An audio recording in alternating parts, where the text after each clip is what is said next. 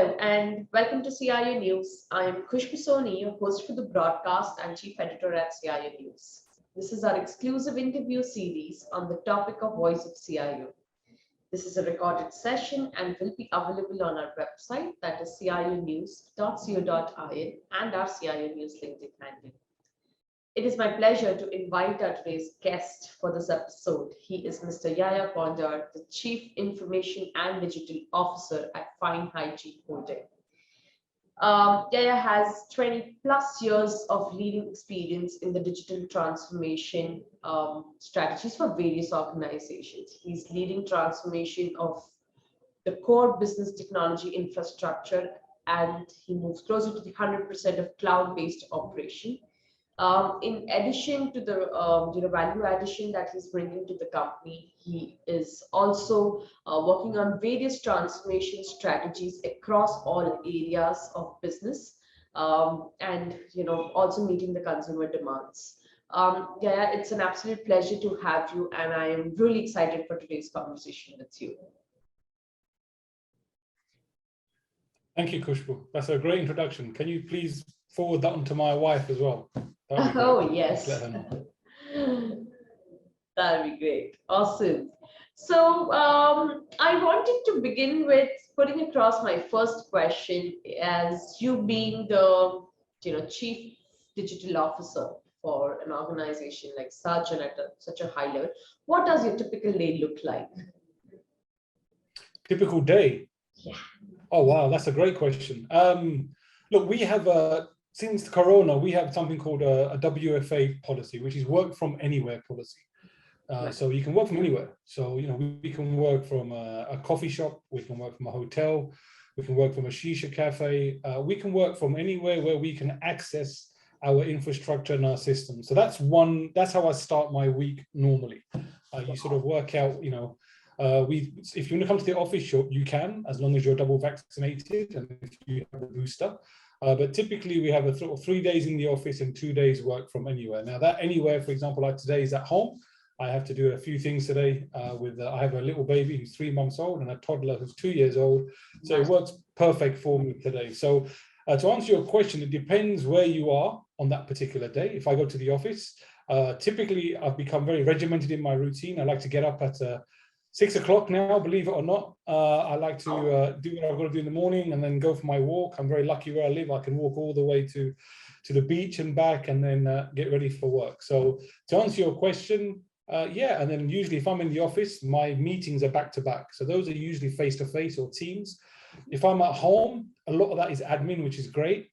And then by Friday, I sort of catch up with all my admin. And to be honest with you, I can't live without a lady called Mary, who sorts out my diary on a daily basis and an hourly basis. So yeah, but we're lucky to, we have a work from anywhere policy, which is a very mature policy, has a lot of trust on us as executives to our employees, but also the other way around. And so far it's so good.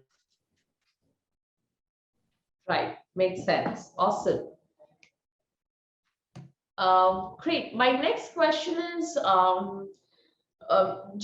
we've seen from a technology perspective, we've seen a lot of cloud adoption in the recent times. So I wanted to understand from you, how has cloud adoption helped the consumer goods industry to escape the constraint of existing business economics? So look, Corona hit everyone, and I know everyone talks about Corona, and I get it. But for the FMCG industry, it hit us really hard. Because you have to remember, a lot of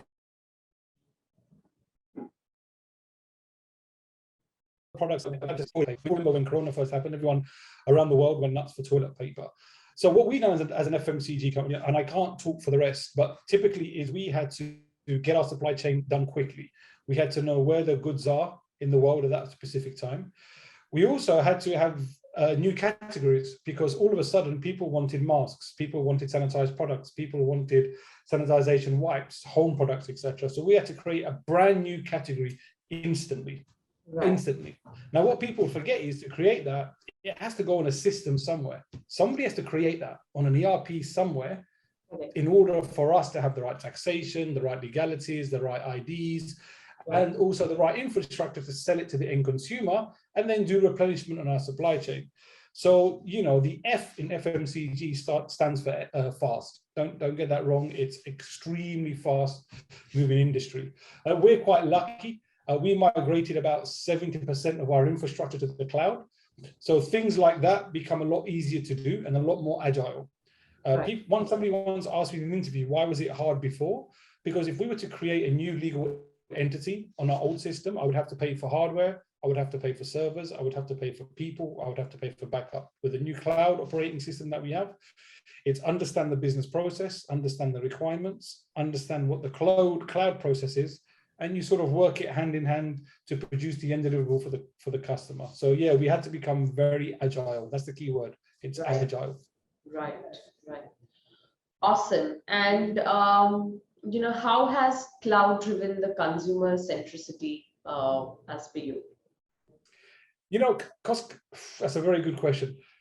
What customer centricity for the cloud, does it really drive customer centricity? Yes and no. Does it make things easier for the customer? Yes. I mean, I think that's how I look at it.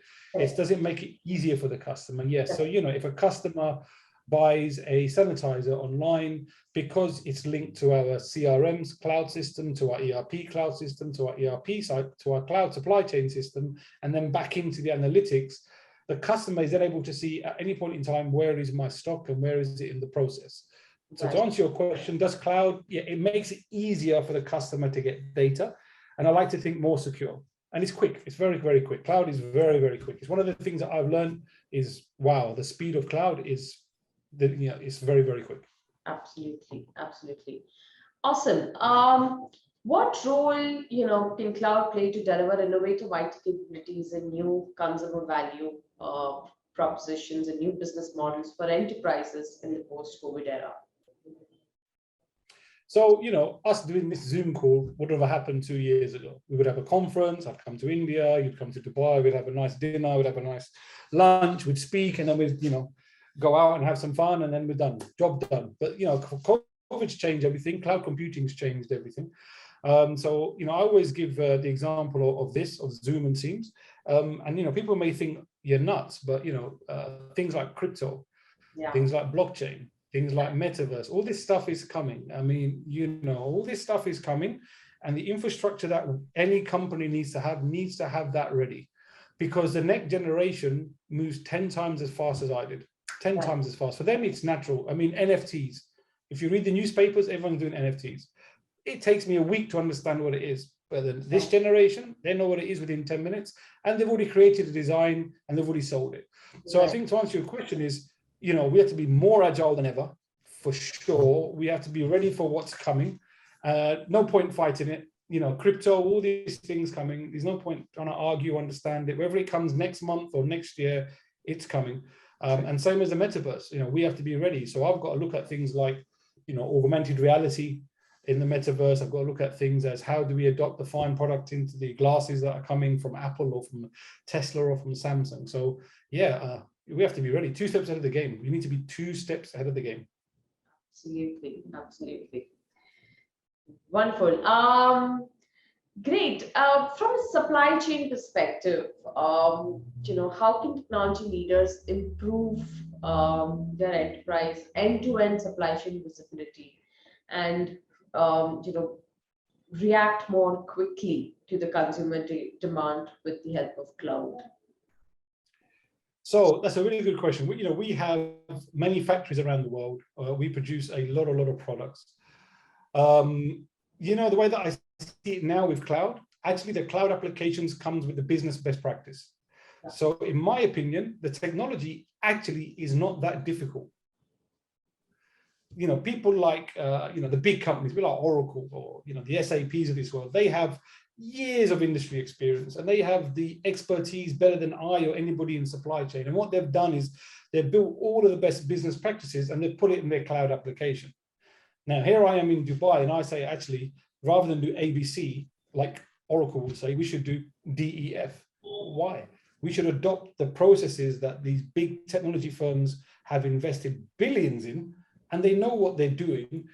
And our role as technology leaders is to ensure that the right change management is in place, the right business processes are adhered to, the systems are available, And what I'm finding with this huge cloud project we're doing, it's more about change management than it is about technology.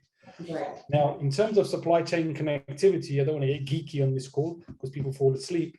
It's about integration. I mean, it's a very old, boring subject. It's the most boring subject where your APIs have to connect, your integration connectors have to connect so that everything talks to one another like a wheel. So that's how I look at it. I've got to make sure that all the data is accurate and connected, and I've got to make sure that the business adopt the processes. Right. Awesome. Great. Also, my next question is, in your organization, in the current scenario, you as a Chief Information Digital Officer, how do you plan to create new business models, products, services, and shopping experiences that are leveraged with the power of cloud? Yeah, so Khushbu, I think everyone wants to do the sexy stuff. Everybody wants to do machine learning. Everybody wants to do robots. Everyone wants to do artificial intelligence. But we're 4 months away from a total cloud environment, which means before you think about the sexy stuff, you've got to make sure your data is accurate. It's not cool. It's a really boring subject, but you've got to make sure your data is accurate. You've got to make sure the platforms are up. You've got to make sure your integrations are working. You've got to make sure that all the upgrades from the cloud providers keep happening on a consistent basis. Once that's done, the basics are there. Then the world's your oyster. So people want to do machine learning. Machine learning is useless if your data is inaccurate, completely useless. People want to do robots. Robots are useless if your route planning is incorrect or your warehouse is not done in the right way. So yeah, absolutely. Moving forward, robotics, machine learning, AI, all of this stuff absolutely will happen. But I've always told my board and my CEO, who's a great supporter as well as my chairman, all the nice stuff comes when the basics are done. Correct. Very true. Perfect. How will the cloud adoption establish a model for collaboration with business partners? One is, of course, Zoom, like you mentioned, what we're doing right now. But to further add to it, how do you see that evolving? I guess it depends on the trust factor. Certain partners you can trust with data, and certain partners you purposely have to mask the data, not because you don't trust them, because it's the right ethical thing to do. So I think better collaboration, I think better APIs, better external connectors, but also security. Security here plays a big role here. Yes. When we give data to our partner, we're quite good that we can actually audit the entire trail of that data and how it's being used. And I think that's quite important. And also our partners expect that from us. If our partners can give us data, they can be assured we will keep that secure and safe in everything we do. So security for us is the #1 priority with partners in collaboration, and also open integrations. Wonderful. Great conversation with you. My one last question before we end today's episode. Sure. Any best practices, learnings that you can share with the fellow CIOs and CDOs in the FMCG segment? I think I get this question asked a lot. I think there's 2 answers to this. One is I'm quite lucky. I have a tremendous board, tremendous CEO, tremendous chairman who have never flinched on investment, on making the company better and making it more what we call IPO compliant. And that is a massive help. The top management have to support everything you're doing to drive the change. And as I then have to show them the results of that. I have to show them that you've given me X amount of dollars and I'm giving you Y amount of business benefit. Now that benefit could be soft, things happen quicker, things are more accurate, or if it's a sales solution, here's the revenue and here's the average basket size. So it's a 2-edged sword, it comes with a lot of responsibility, but you've got to be confident enough to present back. Correct. And I think the second thing is cloud's here. I think this whole debate on whether we should or not should stop. That's my honest opinion. It's, guys, you do your banking on your app, that's a cloud. You watch Netflix on your TV, that's a cloud. I mean, let's get over it. This whole debate is unbelievable. We're in the cloud world. We need to stop wasting time and adopt it. I mean, it's here. It's not even a debate anymore, in my opinion. Absolutely.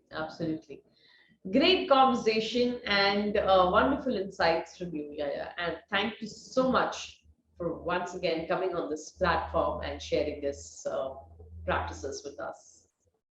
Pleasure, no problem. Thank you so much, and I wish you the best of luck. Thank you. Thank you. I wish you the same.